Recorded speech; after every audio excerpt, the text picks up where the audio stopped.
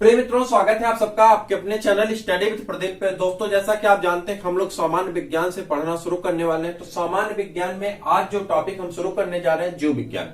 और जीव विज्ञान के बारे में आप जानते हैं जीव विज्ञान में हम जीवधारियों का अध्ययन करते हैं। इसमें दो प्रकार के जीव आते हैं, एक में वनस्पत जगत, वनस्पत के पौधे आते हैं, ठीक है। और दूसरा होता है जंतु जगत, जिसमें सभी जंतु आते हैं, ठीक। लेकिन हम जिस टॉपिक से शुरू करने जा रहे हैं उस टॉपिक का नाम है पोषण, क्योंकि यह एक ऐसा सेगमेंट है जहां से आपका प्रश्न बहुत ज्यादा पूछा जाता है। पोषण में अगर आप जाएंगे तो उसमें पोषक तत्व आते हैं। पोषक तत्व में जब आप आगे बढ़ेंगे तो पोषक तत्वों में आप देखेंगे कि पोषक तत्वों में जैसे कार्बोहाइड्रेट है, प्रोटीन है, विटामिन है, मिनरल है, ठीक। तो यहां से आपके क्वेश्चन का सेगमेंट ज्यादा होता है।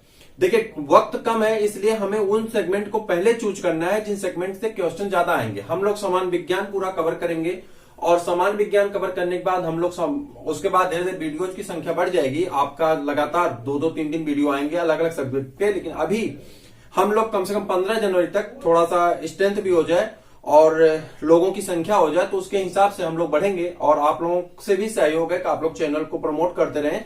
आपके लिए सारी चीजें की जा रही है। जैसा कि आप जानते हैं जीआईसी के लिए जो जीएस नंबर आपका आएगा 40 नंबर का, 40 क्वेश्चन माफ करिएगा, 40 क्वेश्चन जो जीएस आएगा वो सबके लिए महत्वपूर्ण है, चाहे वो आप आर्ट सेगमेंट का हो, चाहे साइंस सेगमेंट का हो, चाहे जिससे हो। हालांकि सब्जेक्ट के लिए बायोलॉजी सब्जेक्ट के आपके पीजीटी के क्लासेस आपकी यहाँ पे चलाई जा रही हैं, जो आपके लिए महत्वपूर्ण है। आप जरूर उसे विजिट करें और प्रैक्टिस पेपर भी करें। तो स्टार्ट करें हम इसके जीव विज्ञान से। अगर हम शुरू करें अपने सामान्य अध्ययन के क्लास को, तो यहाँ पे हम लोग पहले पोषक तत्व पढ़ेंगे जिसका नाम क्या होगा, कार्बोहाइड्रेट। क्या पढ़ेंगे? कार्बोहाइड्रेट। एकदम कंसंट्रेट होकर के आप हमारी बात को ध्यान से सुनिएगा। वादा करते हैं कार्बोहाइड्रेट से आपका एक भी प्रश्न गलत नहीं होने वाला है, ठीक है। कार्बोहाइड्रेट, अब देखिए पहले तो यहां पर हम बात करें, थोड़ा सा आगे बढ़े तो इसमें आता है पोषक तत्व किसे कहते हैं। पोषक तत्व हम उन तत्वों को कहते हैं जिससे हमारे जीवन को जीने के लिए पोषण मिलता है, यानी पोषक मिलता है। उन्हीं तत्वों को, उन्हीं चीजों को हम पोषक तत्व कहते हैं।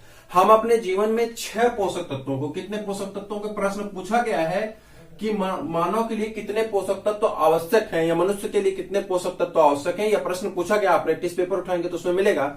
तो आप बताएंगे कि 6 पोषक तत्व आवश्यक हैं। 6 पोषक तत्व में कौन कौन से पोषक तत्व आते हैं, आपसे यह भी पूछा जा सकता है। तो आप बताएंगे कौन कौन से पोषक तत्व आते हैं। तो आप कहेंगे कि इसमें जो पोषक तत्व आते हैं उन पोषक तत्वों में जो सबसे बड़ी मात्रा होती है वो होती है कार्बोहाइड्रेट की।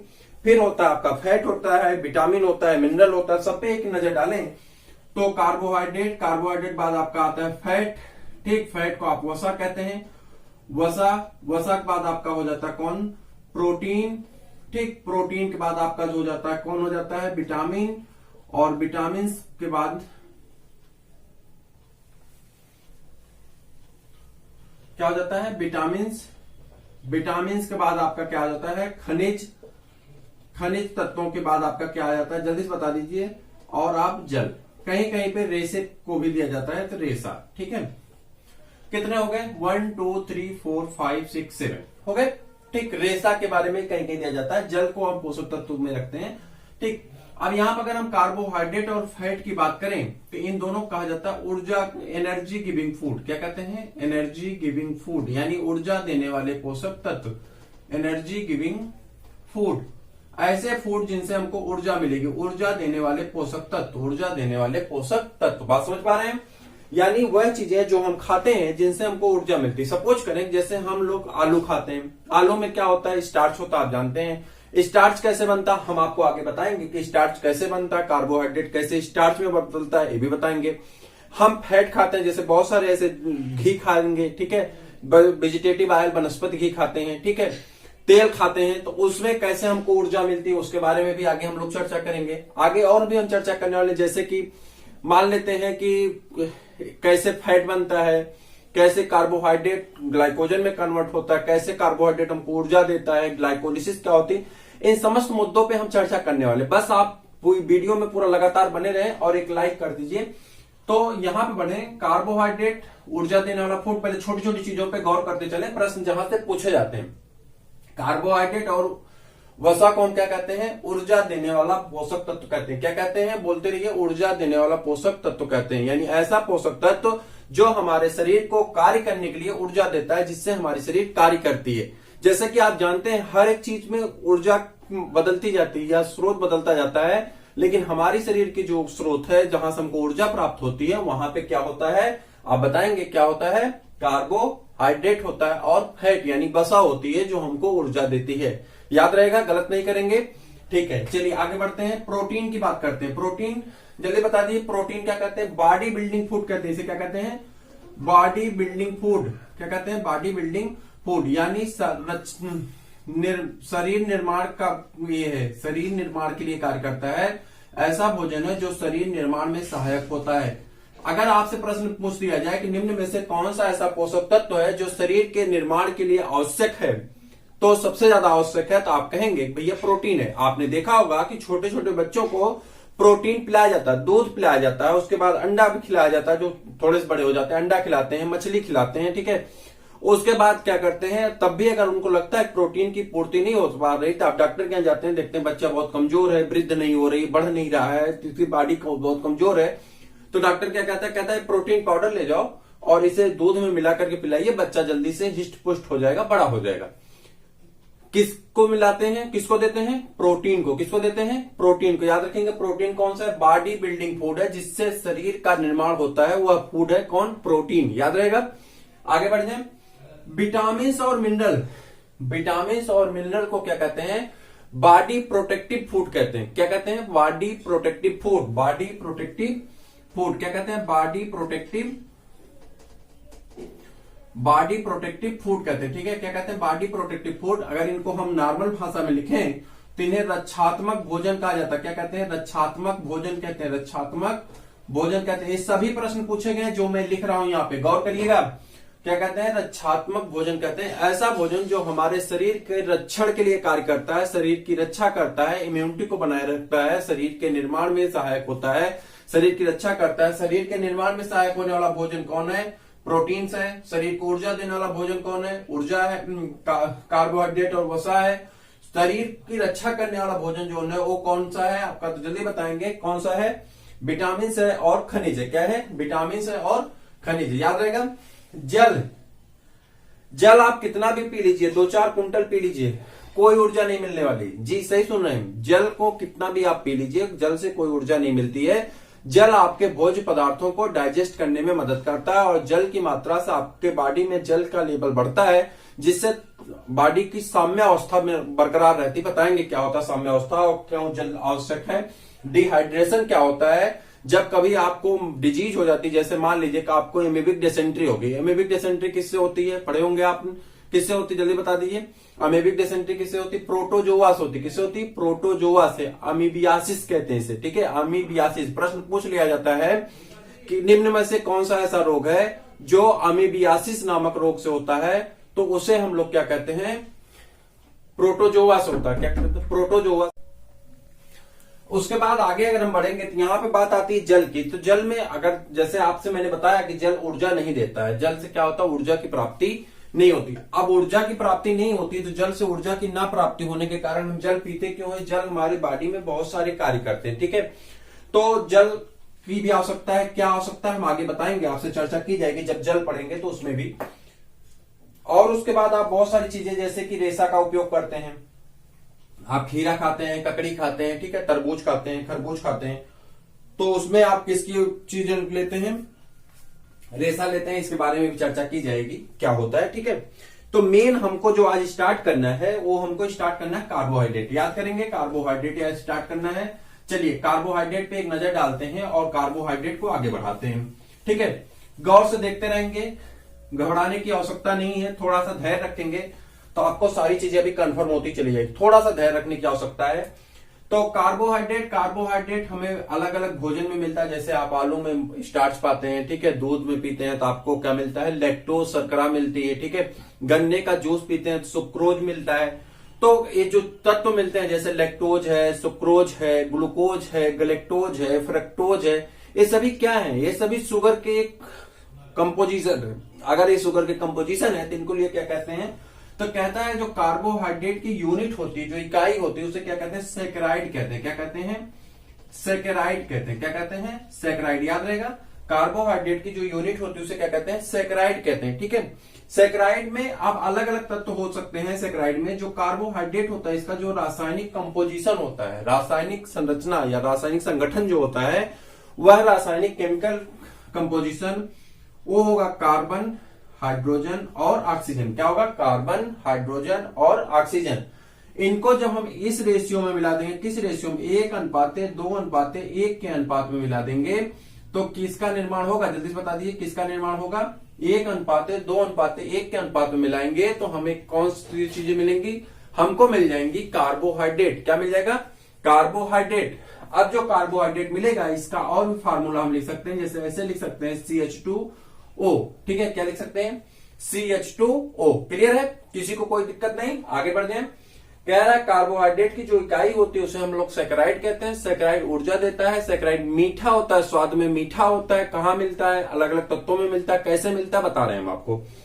आगे बढ़ेंगे, इसका जो रासायनिक संगठन होता है, जैसे मान लो कि आपसे प्रश्न पूछ लिया कि निम्न में से कौन सा ऐसा है जो कार्बोहाइड्रेट को इंगित करता है। देखिए पेपर यूपीपीएससी करा रही है, तो पेपर के स्तर को हल्का लेकर के धोखा हो सकता है, तो यहाँ पे थोड़ा सा कंसंट्रेशन बनाना पड़ेगा। अगर निम्न में पूछ लिया ऐसे कि निम्न में से कौन सा ऐसा है जो कार्बोहाइड्रेट को इंगित करता है, ठीक है, अब इसका थोड़ा सा संगठन ऊपर नीचे कर दिया तो दिक्कत हो सकती है। तो उसमें हम क्या रखेंगे, याद रखेंगे, कार्बन होगा, हाइड्रोजन होगा, ऑक्सीजन होगा। क्या क्या होगा, कार्बन होगा, हाइड्रोजन होगा, ऑक्सीजन होगा, और क्या होगा, इनका अनुपात भी निश्चित किया गया है 1:2:1 के रेशियो में, यानी 1:2:1 के अनुपात में होना चाहिए। क्लियर है, किसी को कोई डाउट नहीं, आगे बढ़े। अब ये मोनोसेक्राइड के जो अणु होते हैं अपना एक एक तत्व बनाते हैं। तत्वों के जुड़ करके बनने के आधार पे, तत्वों के जुड़ करके बनने के आधार पे सेक्राइड 3 प्रकार की होती हैं। कितने प्रकार की होती हैं, 3 प्रकार की होती हैं, याद रहेगा। तत्वों के जुड़ के बनने के आधार पे सेक्राइड को कितने भागों में बांट दिया जाता है, 3 भागों में बांट दिया जाता है। कौन कौन होते हैं जल्दी से बता दीजिए। मोनोसेक्राइड, आप क्या कहेंगे, मोनोसेक्राइड। दूसरा क्या होता है, ओलिगोसेक्राइड, ओलिगोसेक्राइड। और तीसरा जो होता है आपका वो क्या होता है, पॉलीसेक्राइड। क्या होता है, पॉलीसेक्राइड। 3 प्रकार के होते हैं, मोनोसेक्राइड, ओलिगोसेक्राइड और पॉलीसेक्राइड। कौन कौन से, मोनोसेक्राइड, ओलिगोसेक्राइड और पॉलीसेक्राइड। इनकी हिंदी इंग्लिश एक ही है, इसलिए आप इंग्लिश वाला ही पढ़ लीजिए। मोनोसेक्राइड नाम सुनेंगे 2-3 बार याद हो जाएगा। मोनोसेक्राइड, ओलिगोसेक्राइड और पॉलीसेक्राइड। क्यों जरूरी है वो भी मैं बता रहा हूं। तो मोनोसेक्राइड में जो तत्व होंगे, मोनो मतलब होता है एक, जब केमिस्ट्री पढ़ेंगे तो हम बताएंगे कि mono, di, tri, tetra, penta, hexa, septa, octa, nano, deca, इस प्रकार से 10 तक की केमिस्ट्री की गिनती दी जाती है। उसी के आधार पर रासायनिक कंपोजिशन की बात की जा रही है, तो रासायन गिनती के हिसाब से इसमें हम आगे बढ़ेंगे। तो मोनोसेक्राइड, डाई, ओलिगोसेक्राइड और पॉलीसेक्राइड चर्चा करेंगे कैसे होगा। तो मोनोसेक्राइड में जो तत्व होंगे, मोनो मतलब होगा एक, तो एक एक तत्व होंगे। ये शुरू होता है कहां से, ट्राइओस शर्करा से। कहां शुरू होता है, ट्राइओस शर्करा। थोड़ा सा इसको इस तरह से बनाएंगे, बस 1 मिनट धैर्य रखिए, बहुत तेजी के साथ अभी काम हो जाएगा। आपको जहां से आप स्क्रीनशॉट ले सके वहां से हम बनाते हैं, अच्छा से बना दें जहां से आप स्क्रीनशॉट ले सकें और सारी चीजें आप एक जगह से कलेक्शन कर सकें। बस 2 मिनट धैर्य रखिएगा। चैनल को लाइक कर दीजिए, दोस्तों को भी शेयर कर दीजिए, आपको सारी चीजें मिल जाएंगी। हमने कहा आपसे क्या होगा, सेक्राइड होगा। क्या होगा, सेक्राइड। सेक्राइड मतलब मीठा तत्व। ये कितने भागों में बटे हैं, 3 भागों में बटे। कितने भागों में बटे हैं, 3 भागों में। जल्दी से बता दीजिए कौन कौन से, मोनोसेक्राइड, मोनोसेक्राइड, ठीक है। दूसरा क्या होगा, ओलिगोसेक्राइड, ओलिगोसेक्राइड।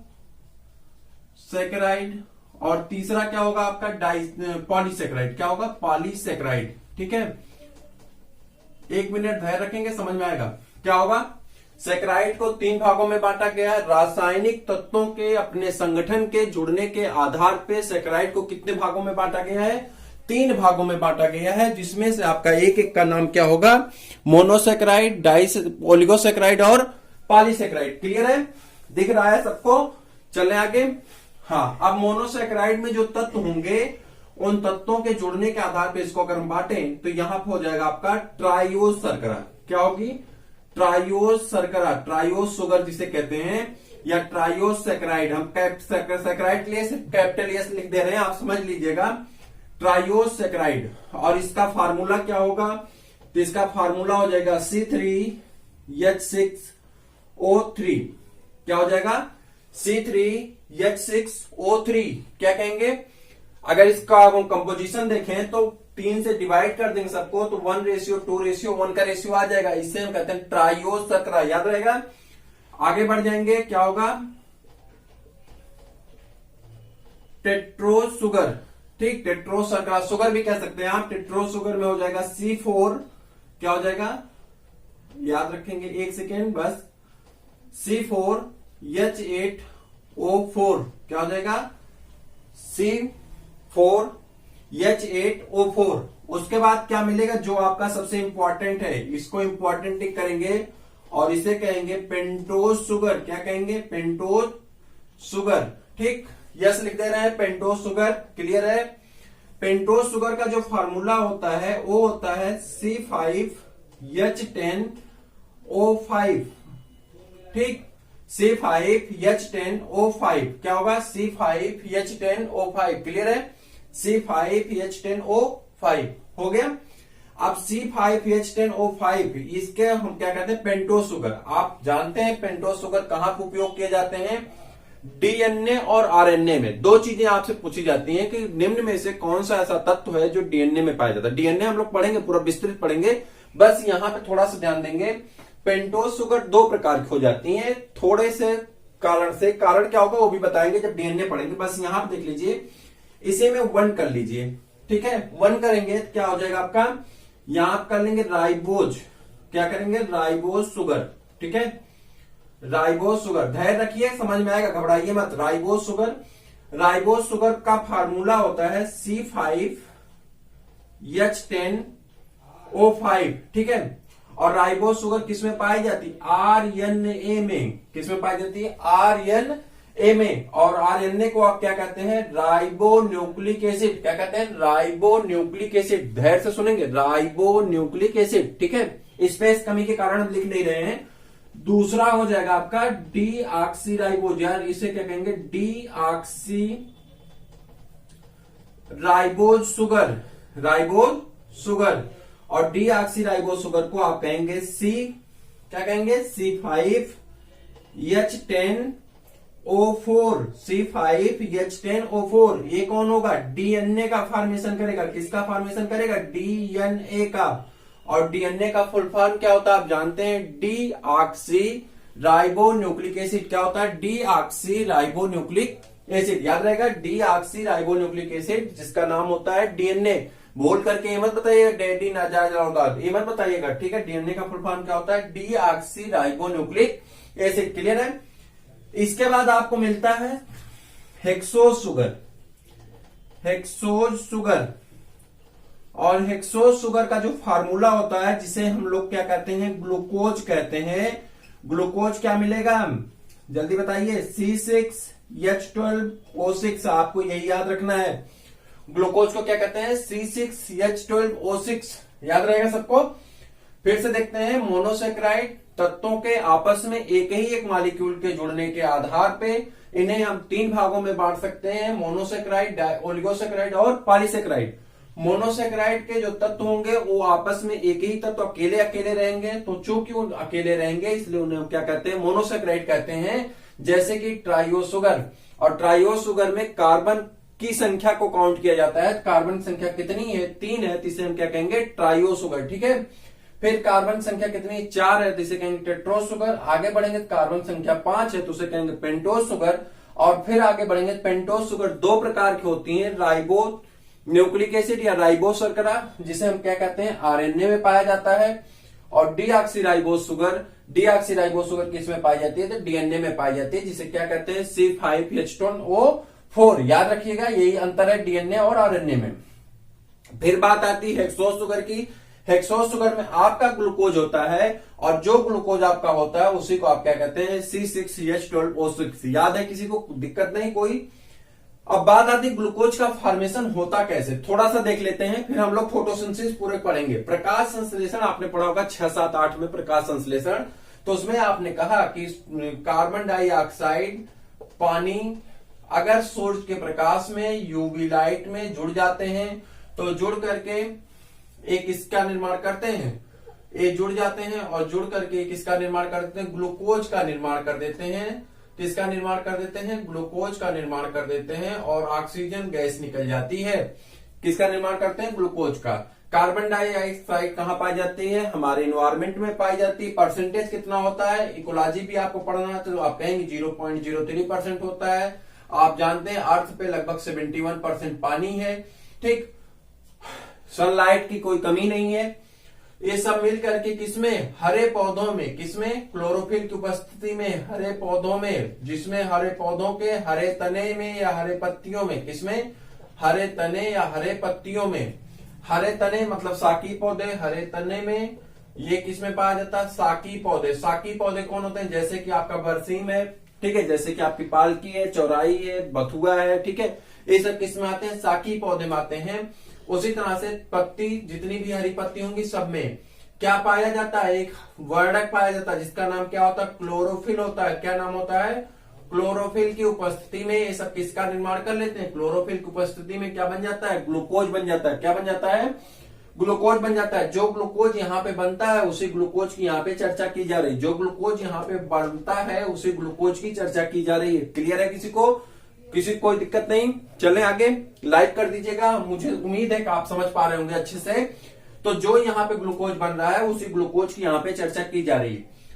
चूंकि क्या करना है वो भी हम आपको बता रहे हैं। देखिए, पौधे अपने ग्लूकोज को कुछ तो खाते हैं, ठीक है, कुछ उपयोग करेंगे, रिस्पायरेशन पढ़ेंगे तो उसमें बताएंगे। लेकिन जो ग्लूकोज बन जाता है उस ग्लूकोज को पौधे उसी रूप में ना रख करके किसमें कन्वर्ट कर देते हैं, पॉलीसेकेराइड के रूप में कन्वर्ट करते हैं, जिसे हम लोग क्या कहते हैं, सेलुलोज कहते हैं, स्टार्च कहते हैं, जिसे मंड कहा जाता है। और सेलुलोज कहते हैं। अगर जंतु के पास ग्लूकोज एक्स्ट्रा होता है तो उसे ग्लाइकोजन के रूप में, अभी हम आगे लिखवाएंगे और आपको बताएंगे कैसे निर्माण होता है। चलिए, ओलिगोसेकेराइड में तत्वों के जुड़ने के आधार पे कितने होते हैं, C7 तक चले जाएंगे, 7 मॉलिक्यूल तक चले जाएंगे, तो उसे हम लोग क्या कहेंगे, ओलिगोसेकेराइड कह देंगे, ठीक है। अब इसमें अगर हम बात करें ओलिगोसेकेराइड की तो यहां पे आ जाएंगे, ध्यान देंगे, इसमें एक आता है आपका डाइसेकेराइड। यहीं से प्रश्न पूछा जाएगा, घबराने की आवश्यकता नहीं, डाइसेकेराइड से निकल जाएगा।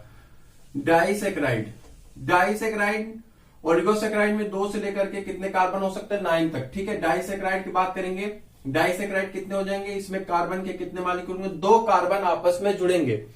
2 कार्बन आपस में, 2 ग्लूकोज के मॉलिक्यूल यानी 2 मोनोसेकेराइड आपस में जुड़ेंगे तो किसका निर्माण करेंगे, डाइसेकेराइड का। 2 मोनोसेकेराइड आपस में जुड़ेंगे तो 1 कितने हो जाएंगे, 2, और किसका निर्माण करेंगे, डाइसेकेराइड का, ठीक है।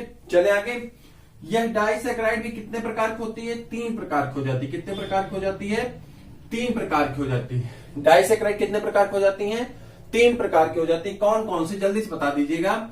अच्छा हाँ, इसमें एक सेप्टोज या इसके कह सकते हैं कि ये 7 कार्बन नंबर का होता है, इसे सेप्टोज शर्करा कहते हैं, जिसका कोई उपयोग नहीं, बस याद रखिएगा ट्राइओज से लेकर के यहां तक होते हैं, ठीक है। डाइसेकेराइड की बात करें, डाइसेकेराइड में अगर आप आ जाएंगे तो डाइसेकेराइड में पहले क्या हो जाएगा, लैक्टोज, क्या हो जाएगा, लैक्टोज, माल्टोज और सुक्रोज। कौन सी शर्करा होगी, लैक्टोज, माल्टोज और सुक्रोज। आप देखिए कहां पाए जाएंगे, लैक्टोज शुगर कहां पाया जाता है, आप जानते हैं लैक्टोबैसिलस। आप कहते हैं लैक्टोबैसिलस वह बैक्टीरिया होती है जो दूध को दही में बदल देती है, ठीक है। तो लैक्टोज शुगर कहां पाया जाता है, दूध में पाया जाता है। किसमें पाया जाता है, दूध में पाया जाता है। अब ये किसके कंपोजिशन से बनता है, ग्लूकोज और ग्लैक्टोज के, किसके, ग्लूकोज के और ग्लैक्टोज के। ग्लैक्टोज भी 6 मॉलिक्यूल शर्करा है, ग्लूकोज और ग्लैक्टोज के मिलने से क्या बन जाता है, लैक्टोज शर्करा बन जाती है। कौन सी शर्करा बन जाती है, लैक्टोज शुगर बन जाता है। किसमें पाया जाता है, दूध में पाया जाता है। माल्टोज में क्या होगा, इसमें ग्लूकोज होगा, याद रखिएगा, ग्लूकोज होगा और फ्रक्टोज होगा, ठीक। और तीसरा होगा,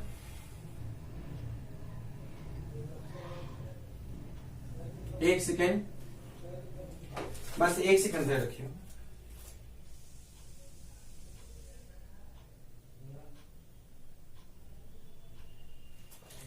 यहां थोड़ा ध्यान दीजिएगा, माल्टोज में ग्लूकोज और ग्लूकोज जुड़ेगा, ठीक है, ग्लूकोज और ग्लूकोज जुड़ेगा, ठीक। माल्टोज में ग्लूकोज ग्लूकोज और सुक्रोज की अगर बात करेंगे, सुक्रोज में हो जाएगा आपका ग्लूकोज, एक सेकेंड, ग्लूकोज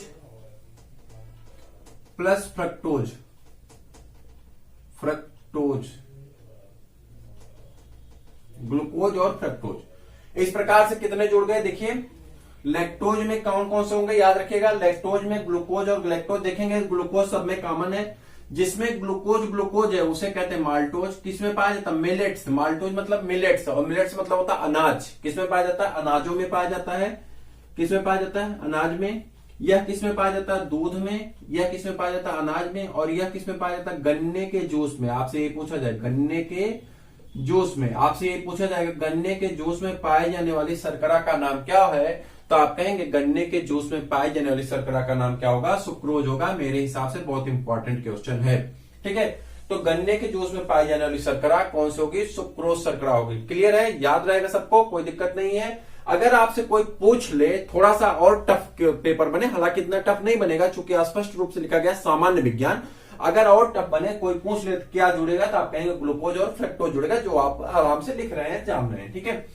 अब बात आती है पॉलीसेक्राइड। पॉलीसेक्राइड का मतलब होता है कि इसमें बहुत सारे तत्व जुड़ेंगे, और बहुत सारे तत्व जुड़ करके किसका निर्माण करेंगे, पॉलीसेक्राइड का, ठीक है। पॉलीसेक्राइड कौन सी बनेंगे, पॉलीसेक्राइड भी 3 प्रकार की होती हैं, सेलुलोज, स्टार्च, और कौन होंगे, जल्दी बताइए, सेलुलोज, स्टार्च और ग्लाइकोजन।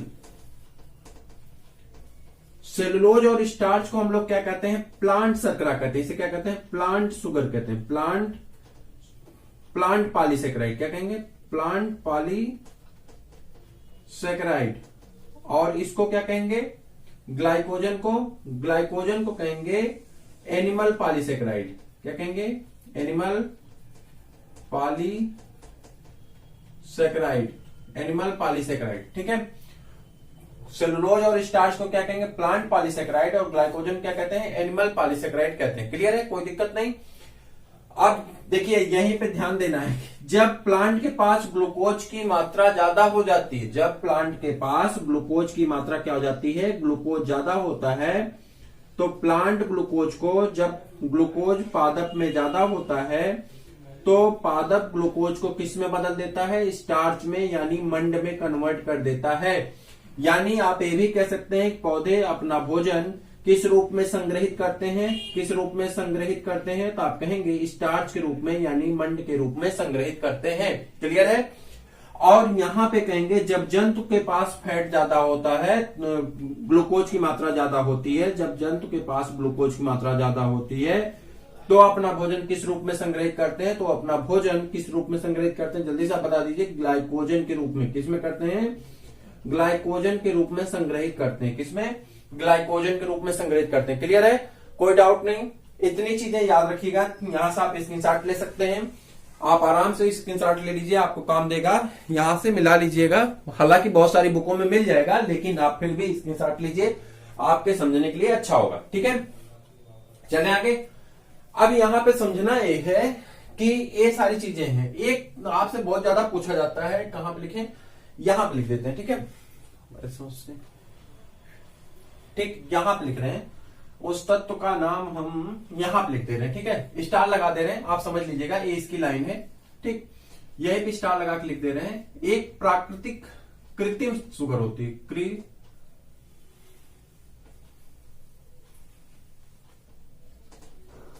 कृत्रिम शर्करा, और कृत्रिम शर्करा कौन सी होती है, सैकरीन होती है। कौन सी होती है, सैकरीन होती। कई बार प्रश्न पूछा गया, निम्न में से कौन से ऐसी शर्करा है जो कृत्रिम है, तो आप कहेंगे सैकरीन है। ये अलग चीजें हैं सब, इसको याद रखिएगा। ये कौन है, सैकरीन है, ये सबसे अलग है, ठीक है। और पॉलीसेक्राइड का ग्राफ ये रहा आपका, पॉलीसेक्राइड का ग्राफ। क्लियर है, समझ जाइएगा। ये थोड़ा सा स्पेस की कमी के कारण यहाँ करना पड़ रहा है, यहाँ पे ये हो जाएगा सैकरीन, ठीक है। एक कृत्रिम शर्करा है, इसे किसको दिया जाता है, शुगर के रोगी जो होते हैं, मधुमेह जिसे हुआ होता है शुगर, तो उन शुगर के रोगियों को दिया जाता है। तो इतनी सारी चीजें आपको कार्बोहाइड्रेट से पढ़नी थी, ठीक है। कार्बोहाइड्रेट में ये सारी चीजें आपसे पूछी गई हैं, पूछी जाती रहेंगी और पूछी जाएंगी। अब आपका काम है कि इनसे पढ़िए, इनसे बनने वाले आपके लगभग 20 से 22 प्रश्न हैं जो कल आपको प्रैक्टिस पेपर के रूप में दिया जाएगा, लेकिन उसे DU रीडर के माध्यम से दिया जाएगा। कार्बोहाइड्रेट से अभी तक के आए हुए सारे प्रश्न कल आपको कराए जाएंगे।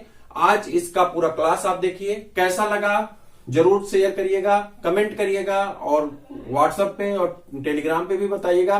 चैनल को सब्सक्राइब कर लीजिए, अपने दोस्तों को शेयर कर दीजिए। फिर मिलते किसी और वीडियो में, तब तक के लिए इजाजत दीजिए। नमस्कार।